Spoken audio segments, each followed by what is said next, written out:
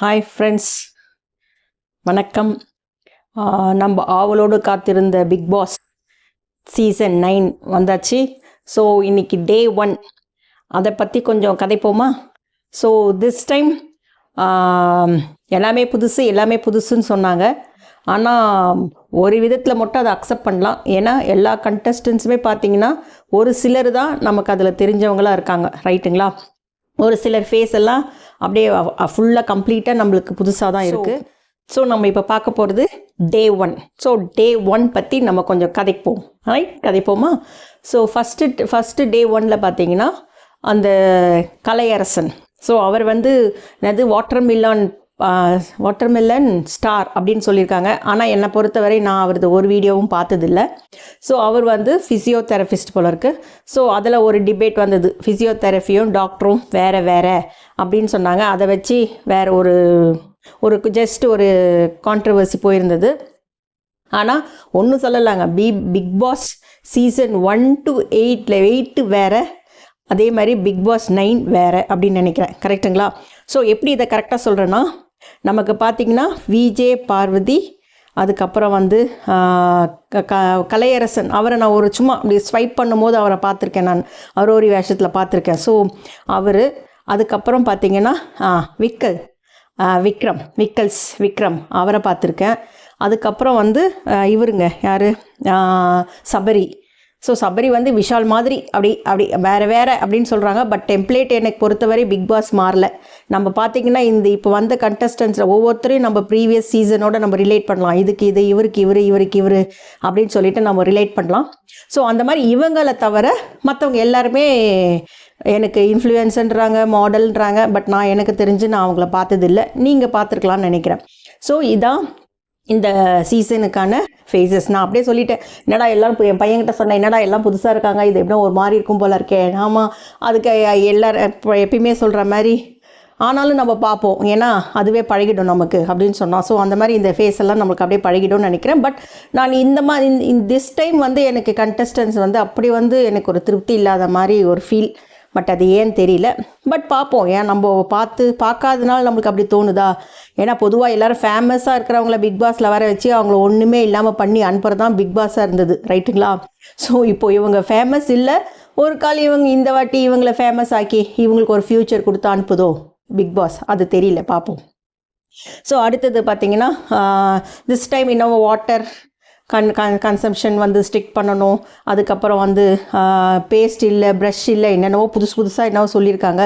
But அந்த water இல்லை அப்படின்னோடனே அதில் டிஸ்கஷன்லாம் பார்த்திங்களா, எல்லாரதும் ஒவ்வொருத்தரதும் இந்த மாதிரி வெஸ்டர்ன் டாய்லெட்டுனா எப்படி, நம்ம அப்படின்னா இப்படி என்ன பண்ணுறது, ஏது பண்ணுறது, எல்லாம் அவங்கவுங்க மேனேஜ் பண்ணிக்க வேண்டியது தான். ஸோ என்னை பொறுத்தவரை ஒரு சின்ன விஷயம் கூட இப்போ இருக்கிற இந்த கண்டஸ்டன்ஸுக்கு ரொம்ப பெருசாக தெரியும்னு நினைக்கிறேன். ஸோ திஸ் டைம் நம்மளுக்கு கண்டென்ட்டுக்கு குறைவே இருக்காதுன்னு நினைக்கிறேன். ஏன்னா ஒவ்வொரு சின்ன விஷயமும் அவங்க ரொம்ப பேசுகிற மாதிரி, ரொம்ப ரியாக்ட் பண்ணுற மாதிரி எனக்கு தோணுது. அதுக்கப்புறம் ஒரு சின்ன பாருங்கள், அந்த டைரக்டராக அவர் பிரவீன்குமார், அவர் ஜஸ்ட் பிரவீன் காந்தி, அவர் சும்மா ஒரு சின்னதாக ஒரு ஸ்டேட்மெண்ட் சொன்னார்.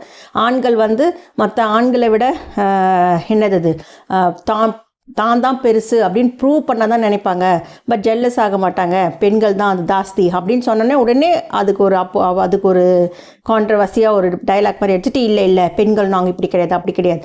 என்னை பொறுத்த வரைக்கும் பெண்கள் ஆண்கள் என்ன செய்கிறாங்களோ அதெல்லாம் செய்கிறாங்க, நான் இல்லைன்னு சொல்லலைங்க. இப்போ அதை தான் அவங்களுக்கு கேட்குறாங்க, எங்களால் எதுவும் முடியாதுன்னு சொல்லாதீங்க, நாங்கள் எல்லாம் செய்வோம், அது கரெக்டு.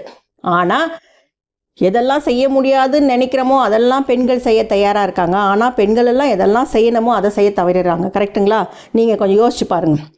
ஸோ அடுத்தது அதுக்கப்புறம் வாட்டர்மெலன் ஸ்டாரும், அதுக்கப்புறம் பிரவீன் இன்னொருத்தர், அவங்க 2 பேரும் ஒரு சண்டை கொஞ்சம் லைட்டாக ஒரு ஒன்றும் இல்லை, அந்த குரட்டை தான்.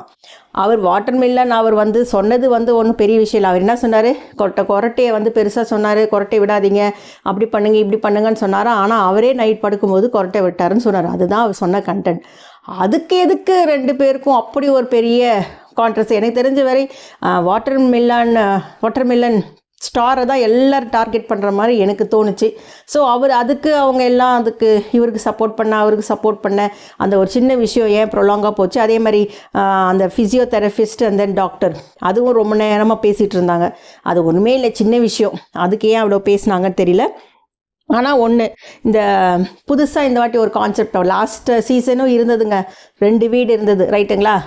கிச்சன்னு இந்த பக்கம் எது யார் குக் பண்ணோம் அப்படி இப்படின்னு அதே மாதிரி பட் கான்செப்டை கொஞ்சம் மாற்றிருக்காங்க. என்னென்னா அந்த பிக் பாஸ் சூப்பர் டீலக்ஸ் அப்படின்னு ஹவுஸ்மேட்ஸு, அப்புறம் பிக் பாஸ் ஹவுஸ்மேட்ஸ்ன்னு 2ஆக பிரிச்சிருக்காங்க. அவங்க உள்ளே வரும்போதே அந்த பேட்ச் எடுத்தாங்கல்ல, ஸோ ரெட் அண்ட் ப்ளூ. நான் என்ன நினச்சேன், ப்ளூ எல்லாம் இங்கே போனோம், ரெட் எல்லாம் அங்கே போகணுன்னு சொல்லுவாங்கன்னு நினச்சேன். பட் மெஜாரிட்டி நிறைய இருக்கிறத நார்மல் பிக் பாஸ் ஹவுஸ்மேட்ஸ் ஆக்கிட்டாங்க. கொஞ்சம் பேருமே எடுத்து அந்த ப்ளூ வந்து சூப்பர் டீலக்ஸ் அதுக்குள்ளே போகலாம் அப்படின்னு ஒரு கான்செப்டை கொடுத்துருக்காங்க. So first task what is that, first டாஸ்க்கே வந்தது பாருங்கள், என்னது தண்ணீர் டாஸ்க். ஸோ அது வந்து ரெட் லைட் எரியுமா, அப்போ ஓடி போய் தண்ணி பிடிக்கணுமா. அதுக்கப்புறம் தண்ணி அது ரெட் லைட் முடிஞ்சோடனே தண்ணி நின்றுடும். அதுக்கு வந்து ஒரு கேப்டன், அதுக்கும் ஒரு கேப்டன் வைக்கிறாங்க, அதுக்கு ஒரு அசிஸ்டன்ட் கேப்டன். ஸோ சூப்பர் டீலக்ஸ்லேருந்து ஒருத்தர், அதுக்கப்புறம் சாதாரண பிக் பாஸ் ஹவுஸ்மேட்ஸ்லேருந்து ஒருத்தர் அசிஸ்ட் பண்ணுறதுக்கு அப்படின்னு சொல்லிட்டு வச்சாங்க. அதில் வந்து எல்லாருக்கும் கொஞ்சம் அப்படி இப்படி பேசிட்டு ஐடியா கொடுக்குறது, தண்ணி சிக்கனமாக யூஸ் பண்ணணும் அப்படின்றத சொல்லித்தராங்களாம். எனக்கு தெரிஞ்சு பிக் பாஸில் தண்ணி சிக்கனமாக கையாளணும் அதெல்லாம் சொல்லித்தரதை போய் எப்படி நடந்துக்கணும், எப்படி என்ன சொல்கிறது, மரியாதையாக பேசணும் அப்படின்ற மாதிரி கான்செப்டுக்கு அவங்க கான்சென்ட்ரேட் பண்ணால் மக்கள் பார்க்குறதுக்கு நல்லதாக இருக்கும். அது என்னவோ தண்ணி எப்படி சிக்கனமாக யூஸ் பண்ணணுன்றதை கற்றுத்தராங்களாம் அவங்களுக்கு. சரி பார்ப்போம் அது எவ்வளோ தூரம் போகுதுன்னு. அதுக்கப்புறம் வந்து பெண்கள் வந்து அந்த தண்ணி அந்த பொதுவாக ஒரு டைரக்டர் சொன்னது பிரவீன் காந்தி, அதை தள்ள முடியாது பெண்களால். ஸோ ஆண்கள் நாங்கள் இதை எடுத்துக்கிறோன்னா உடனே அதுக்கும் வந்துட்டாங்க. இல்லை நாங்களாக முடிவு பண்ணி தான் சொல்லுவோம் அப்படி இப்படின்னு அவங்க அவர் சொன்னது வந்து ஆண் தான் முடியும் பெண் முடியும்னு சொல்கிறத விட பெண்களால் இப்போ ஆண்கள் சர்ன்னு தள்ளிட்டு போயிடுவாங்க அந்த வண்டியை, அந்த தண்ணியை. அதே பெண்களால் முடியுமா? அப்போ டைம் டிலே ஆச்சுன்னா அப்போ தண்ணி ஃபில் பண்ணுறதுக்கு கொஞ்சம் டிலே ஆகும், அதுக்கப்புறம் தண்ணி குறைவாக வரும், அதெல்லாம் யோசிக்கணும்ல. ஸோ அதை தான் நான் சொல்ல வரேன். பெண்கள் வந்து நான் செய்கிறேன் அப்படின்னு சொல்கிறாங்களே தவிர அதை செய்ய முடியும் எல்லாராலையும். பட் அதனால் ஏதாவது ஒரு சைடு எஃபெக்ட் இருக்கா அப்படின்றத யோசிக்கிறது இல்லை. அவங்களுக்கே எல்லாம் செய்யணும், அவ்வளோதான். பெண்கள் நீங்கள் ஒதுக்கி வைக்காதீங்க அப்படின்ற ஒரு மைண்ட் செட்டில் தான். அது இன்னும் கரெக்ட். பிக் பாஸில் அந்த பொண்ணுங்க சொல்கிறது த என்டையர் கம்யூனிட்டி பெண்கள் எல்லாருமே நினைக்கிறதா தான். நான் எல்லாம் செய்யணும், ஆனால் அவங்களே செய்ய வேண்டியதுன்னு ஒரு சிலருக்கு பாரு, அதை யாரும் செய்கிறதில்ல. ஸோ அதுலேயும் ஒரு கான்ட்ரவர்சி மாதிரி வந்து நாங்கள் எல்லாத்தையும் செய்வோம், நாங்களும் தள்ளுவோம் அப்படி இப்படின்னாங்க. அதுக்கப்புறம் கலையரசன் வந்தார். அவர் வந்து ஒரு நல்ல கான்செப்டுக்கு சொன்னார். என்னது கூட்டாஞ்சோறு சாப்பிடலாம். ஸோ அப்படி பார்த்திங்கன்னா தட்டு கழுவுற தண்ணி வந்து மிச்சமாகும்னு அது கொஞ்சம் வயசாக யூஸ் பண்ணார். ஆரம்பத்தில் இப்படி தான் விஷாலும் ஆரம்பித்தார், நல்லா தெளிவாக தான் இருந்தார். அதுக்கப்புறம் போக போச்சு. எனக்கு இவரை பார்க்கும்போது விஷாலை பார்க்குற மாதிரி ஒரு ஃபீல் ஆகுது. பட் திஸ் டைம் ஒன்று யோசிக்கணும். விஜய் டிவி பார்ட்டிசிபென்ட்ஸ் கொஞ்சம் கம்மி. அந்த சீரியலில் நடிக்கிறவங்க விஜய் டிவியுடைய செலிப்ரிட்டி அவங்க எனக்கு என்னவோ கம்மியாக இருந்த மாதிரி இருக்குது. இல்லை இவங்க சும்மா ஸ்டார்டிங்கில் ஒரு சீன் காமிச்சிட்டு ஏதாவது ஒன்று சொல்லி 5 பேர் வெளில அனுப்பிச்சிட்டு அதுக்கப்புறம் 5 பேரை ஏற்கனவே செலக்ட் பண்ணி விஜய் டிவி ஆளுங்களை உள்ளே அனுப்புவாங்களா, இல்லை இதுதான் கண்டஸ்டன்ஸான்னு தெரியல. அது போக தான் தெரியும். அதுக்கப்புறம் வந்து இவருங்க நாமினேஷன் ப்ராசஸ் நடந்து அது வேறு புதுசாக என்னது சூப்பர் டீலக்ஸில் இருக்கிறவங்க 7 பேரில் 3 பேர் சேவ் ஆகலாம்.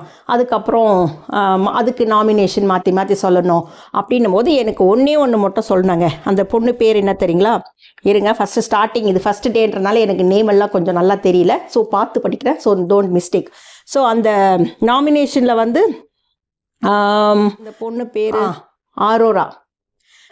அவங்க வந்து சொன்ன ரீசன் நல்லாயிருக்கு. ஸோ அவங்க வந்து இதை வந்து நான் எனக்கு முக்கியம் இல்லைன்னு சொல்லலை. அவங்க சேலஞ்ச் எடுத்து அதை தைரியமாக அந்த நாமினேஷனை ஃபேஸ் பண்ணுறதுக்கு அவங்கக்கிட்ட இந்த கான்ஃபிடென்ட்டே எனக்கு பிடிச்சிருந்தது. ஸோ அப்படி பார்த்தா எனக்கு அவங்க கொஞ்சம் பல வாரம் வருவாங்கன்னு எனக்கு அவங்க சொன்ன ரீசன் இவங்களுக்கெல்லாம் வரணும்னு இருக்கிறது நான் ஒத்துக்கிறேன். அதனால் இவங்க இருக்கட்டும், நான் நாமினேஷன் போகிறேன். பட் அவங்க வந்து எனக்கு இது அவசியம் இல்லை, நான் இங்கே பிரவீன் காந்தி சொன்ன மாதிரி சொல்லலை, நான் இளைஞர்களுக்கு வழி விடுறேன்னா அப்போ நான் போகிற தயாராக இருக்கேன்ற மாதிரி சொன்னார். அவங்க சொன்ன மீனிங் எப்படி இருந்ததுன்னா, நான் நாமினேஷனை ஃபேஸ் பண்ணுறேன் அந்த கான்ஃபிடென்ட்டு, நான் திருப்பியும் நான் நாமினேஷனில் நாமினேட் ஆனால் கூட நான் மறுபடியும் ஜெயிச்சு வருவேன், ஓட்டில் வின் பண்ணி வருவேன்ற மாதிரி இருந்தது. ஸோ அந்த கான்ஃபிடென்ட் எனக்கு பிடிச்சிருந்தது அந்த பொண்ணுக்கிட்ட. ப்ளஸ் மற்றபடி இந்த வாட்டி நாமினேஷன் ப்ராசஸில் எல்லோரும் நாமினேட் பண்ணது கலையரசன், அதுக்கப்புறம் அந்த வாட்டர்மெலன் ஸ்டார் அவர், அதுக்கப்புறம் இவங்கெல்லாம் எல்லாருமே ரீசன் சொல்லி நாமினேட் பண்ணது பர்ஃபெக்டாக இருந்தது. ஸோ அது எனக்கு தெரிஞ்சு எல்லாருமே சொன்ன ரீசன் அவங்க செலக்ட் பண்ணவங்க எல்லாருமே கரெக்டாக பண்ணிகிட்டு இருந்தாங்க, எந்த ஒரு தப்பாகவும் இல்லை. அதே மாதிரி விக்ரம் அவர் வந்து அந்த ஃபேமஸானது அந்த சாங்கெல்லாம் வச்சு இது பண்ணுவாங்க பாருங்கள், அதில் தான் அதுவும் ஏஆர் ரஹ்மான் அவரே வந்து அவங்கள இமிட்டேட் பண்ணி போனது தான் அவங்க இன்னும் ஃபேமஸ் ஆனாங்க. பட் ஸ்டாண்டப் காமெடி அவரது நான் பார்த்துருக்கேன் 2-3. அவரது மெஜாரிட்டி பார்த்திங்கன்னா அவரது வந்து கொஞ்சம் கலாய்க்கிற மாதிரி தான் இருக்கும். ஸோ ஒரு சிலது எனக்கு அதில் உடன்பாடு இல்லை. ஸோ அதனால தான் அவர் செலக்ட் பண்ணியிருப்பாங்க, ஏன்னா உள்ளே விட்டால் இவர் நல்ல கண்டென்ட் கொடுப்பாரு அப்படின்னு யோசிச்சிருப்பாங்கன்னு நினைக்கிறேன். அதுக்கப்புறம் இந்த டீலக்ஸ் அந்த பிக் பாஸ் ஹவுஸ் அதற்கான ப்ரிவிலேஜெலாம் என்னென்னு சொன்னாங்க நேற்று. அது நல்லா இருந்தது. என்னென்னா அவங்களுக்கு வேக்கப் சாங்கே கிடையாது, அவங்க எப்போ வேணால் எழுந்துக்கலாம், எந்த டைம்க்கு வேணால் எழுந்துக்கலாம். ஆனால் அவங்க எல்லோரும் எழுந்து வந்த பிறகு தான் வேக்கப் சாங்கு. அதுக்கப்புறம் அவங்க சொல்கிற மெனு தான் சமைக்கணும், அதை தான் அவங்க மட்டும் தான் சாப்பிட்ணும், டேஸ்ட்டு கூட பண்ணக்கூடாது, அப்படி இப்படின்னு சொல்லிட்டாங்க. அவங்க மொத்தத்தில் என்ன நல்லா வச்சு செய்கிறதுக்கு ஒரு கண்டென்ட் கொடுத்து அவங்க எல்லோரும் மோதணும்ல, அதானே பிக் பாஸ். ஸோ அதுக்கு இது நல்லா ஒர்க் அவுட் ஆகும்னு நினைக்கிறேன். ஸோ அது எப்படி போகுதுன்னு அதோட விட்ட பரவாயில்ல. அதுக்கப்புறம் ஒரு நாள் கூத்து, ஏன்னா நாமினேஷன் பண்ணிட்டாங்க ரைட்டுங்களா. ஸோ ஒரு நாள் கூத்து அப்படின்னு சொல்லிட்டு அந்த டாஸ்க்கு கொடுத்தாங்க. ஸோ அது இன்டைரக்டாக பார்த்தீங்கன்னா எல்லாருக்கும் யாரெல்லாம் நம்மளை நாமினேட் பண்ணியிருப்பாங்க அப்படின்ற ஒரு ஐடியா வந்துட்டுருக்கோம். ஸோ அதுக்கே அந்த ஒரு நாள் கூத்துன்னு சொல்லிட்டு அந்த டாஸ்க்கை கொடுத்தாங்களா என்னன்னு தெரியல. ஸோ அதுலேயும் பார்த்தீங்கன்னா கலையரசனுக்கு, அதுக்கப்புறம் வாட்டர் மிலன் எல்லாரும் மேக்ஸிமம் 3 அதுக்கு மேலே பண்ணக்கூடாதுன்னு சொன்னதுனால விட்டுட்டாங்கன்னு நினைக்கிறேன். இல்லைன்னா எல்லாரும் நாமினேஷன் எப்படி வந்ததோ அதே மாதிரி தான் வந்திருக்கணும். பட் அதனால தான் பிக் பாஸ் தெளிவாக 3 பேட்சுக்கு மேலே அதை போடக்கூடாதுன்னு சொல்லிட்டார். ஸோ அது கொஞ்சம் நல்லா தான் போச்சு. பட் திஸ் டைம் என்னென்னா ஸ்டார்டிங் ஃபஸ்ட்டு டேவே நிறைய கான்ட்ரவர்சியாக பேசிக்கிட்டு சண்டை போட்ட மாதிரி இருந்தது. அன்ஷிதா சொன்னல அந்த கேரக்டர் ரோலுக்கு தான் யார் அந்த பொண்ணு பேர் என்ன தெரியுங்களா, கெம்மியா? கெம்மி. அன்ஷிதா மாதிரி தான் கொஞ்சம் என்ன சொல்கிறது, ஹைப்பர் ஆக்டிவாக இருக்காங்க. ஸோ அவங்க அந்த பிளேஸை ரீப்ளேஸ் பண்ணுவாங்கன்னு நினைக்கிறேன். பட் இது ஃபஸ்ட்டு டேலே நம்ம எல்லாரையும் இது பண்ணிட முடியாது, ஜட்ஜ் பண்ணிட முடியாது. But in this time nomination லிஸ்ட்டில் யார் யார் இருக்காங்க அப்படின்னு பார்த்தீங்கன்னா வியானா, ஆதிரை, அப்சரா, பிரவீன் காந்தி, அப்புறமா வந்து இவர் அதான் இவர் வாட்டர் மிலன் அந்த இவர், அதுக்கப்புறம் கலையரசன். ஸோ இந்த லிஸ்ட்டு படி பார்த்தீங்கன்னா பிரவீன் காந்தி, கலையரசன் இவங்க 2 பேரில் யாராவது ஒருத்தர் எவிக்ட் ஆனால் ஆகலாம். But I am not sure. ஏன்னா நம்ம என்ன நினைக்கிறோம், மக்கள் என்ன நினைக்கிறாங்கன்றது நான் சொல்ல முடியாது. So there is a chance for others also to get eliminated. But இந்த ஃபஸ்ட்டு டே இப்படி போயிருக்கு. ஸோ செகண்ட், தேர்ட் அப்படிலாம் எப்படி போகும்னு பார்க்கலாம். பட் திஸ் டைம் பார்த்திங்கன்னா நல்ல கண்டென்ட்டுக்கு பஞ்சமே இருக்காதுன்னு நினைக்கிறேன். கரெக்டுங்களா? ஸோ என் கருத்தை நான் சொல்லிட்டேன். உங்கள் கருத்தை கமெண்ட்டில் ஜஸ்ட் கொடுங்க. கண்டிப்பாக பிடிச்சிருக்குன்னு நினைக்கிறேன். ஸோ எவ்ரிடே நான் இதை ரிவ்யூ பண்ணுவேன். ஸோ மறக்காமல் பாருங்கள். பிடிச்சிருக்கும் ப்ளீஸ் சப்ஸ்கிரைப் பண்ணுங்கள், லைக் பண்ணுங்கள், ஷேர் பண்ணுங்கள். டேக் கேர், பாய்.